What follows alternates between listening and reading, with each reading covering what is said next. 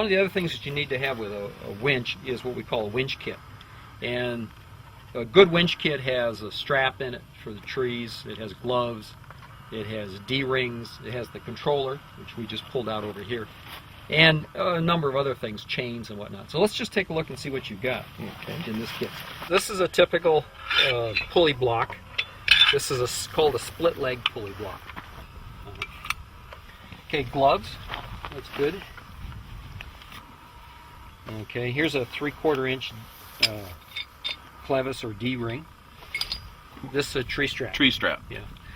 Okay. So, what's the rating on these? 3 1/4 tons. This is basically the lightest clevis I would typically want to use with the kind of forces that we're dealing with. Mm-hmm. This is considered a 3/4 inch pin, which is, we're measuring the diameter of the pin here. Right there. Mm-hmm. Okay. And this one, the safe working load on this is 4.7 tons, about 9 to 10,000. So number one rule is don't use any equipment here that you don't know the safe working load is and the maximum capacities on it. Mm-hmm. So we've got, this one's marked, we know what it is. The ARB snatch block, this is a good quality snatch block, and it's rated at 7,000 kilograms, which translates to about 16,000 pounds, which is good. Now these two are rated at 3 1/4 tons, so you're looking at 7,000 pounds. I think these are on the light end, personally, and I would take them and get them out of your winch kit. Okay. So you don't use them, and replace them with a couple of these. Okay. It's really important to understand the difference between a static pull and a dynamic pull. When you take a strap like this and you put it on a vehicle, between two vehicles, and stretch it and pull them out, that's a dynamic pull. Mm-hmm. In that kind of environment, we don't use any metal objects that can go flying. Mm-hmm. So like these have, we don't want any hooks that are sewn in here. Any hooks or clevises we want bolted to the vehicle. And the reason for that is if this breaks, we don't want something come flying like a missile. Mm-hmm.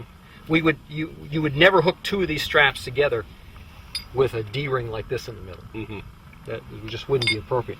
Now, this is a tree strap, and its purpose is to go around the tree, like this big one over here, to protect the tree so that we don't damage it. It's one of our tread lightly principles.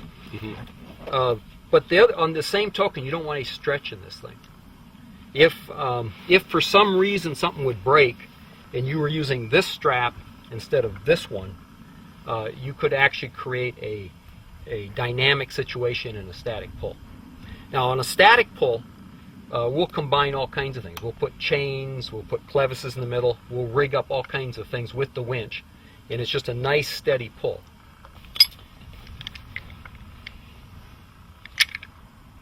This is the other style of pulley system. The thing with this is it takes a little more time to rig them because you have to pull this apart to open it up.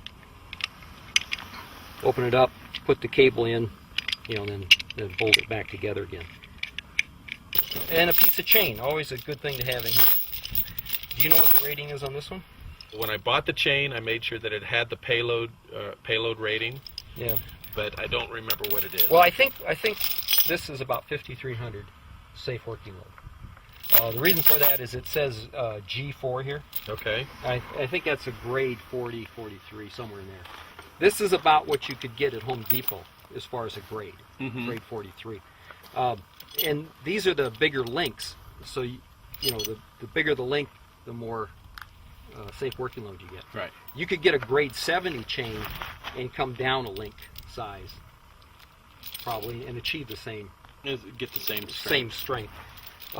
This isn't a bad chain though. As long as you know what it is, you notice that the links are welded here. Right. One thing though is you have a slip hook on it. That doesn't fit it. It's a slip hook. It's not designed. It's not what we call a grab hook. Grab hook slips on there, or Oh, I grabs see. on, and so you can choke the chain. Okay. Do you need to shorten the chain up? Oh, Okay. So I would recommend that you put grab hooks on here, at least the same quality as this chain. okay. Maybe we'll be able to see some of the other winch kits we have here. But this isn't a bad kit to start with. Just a few little adjustments you might want to make. This is a mile marker winch kit. This is typical of all the manufacturers. They all have good quality winch kits. Give you a nice bag to put them in. I really love this orange. That's pretty. It really is. This is a really nice tree strap. It's about 15 feet long, which is really handy. It's just about the right size because you never can tell what size tree you're going to get. Here's their controller. And it comes with a pulley block. This pulley block is rated at 24,000 pounds. Oh. This is 24,000. You can see how much narrow this hole is, Right. and how much beefier this is. Hopefully you'll never have to use something that heavy. Right. Then it comes with a clevis. There should be another one here somewhere. Most of these kits come with two of these. Again, that's a 3/4 inch pin. Safe working load is 4 3/4 tons, and a nice pair of gloves. So that's kind of your basic winch kit. It's good to supplement it with a piece of chain. You don't need a lot of chain. I think a 10-foot chain or two 10-foot chains, something like that would be good. But I would supplement it with a lot of these.